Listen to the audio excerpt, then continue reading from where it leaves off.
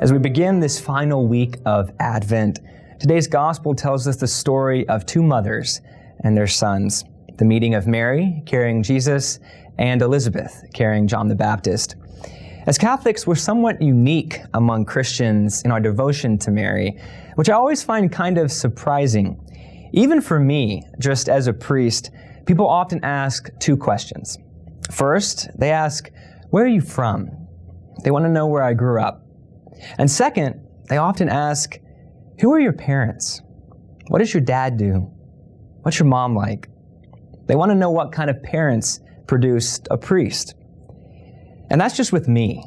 How much more with Jesus, the God-man, does it make sense to ask, where did this guy come from? Who were his parents? What was his mom like? I was talking with my own mother recently about some of these things, and I told her, anyone who doesn't think Mary is that important when it comes to following Jesus just doesn't understand the relationship between a mother and a son.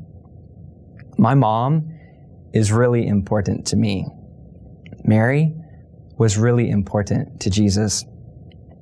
There's nothing like the connection between a mother and a son. My mother carried me in her womb for 9 months. She was around me more than anyone else for the first 18 years of my life. She knows what I like, what I get excited about. She knows what's hard for me or brings me down. And if I'm having a bad day and she knows, then she's having a bad day. Mary has a connection with Jesus that no one else has. She was really important to him, so she should be really important to us. One of the best ways to be united with Christ, especially in these difficult times, is to love who he loves. Today, the church invites us into the mystery of that love.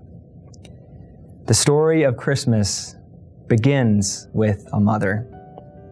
As we enter this final week of Advent, let's begin there too.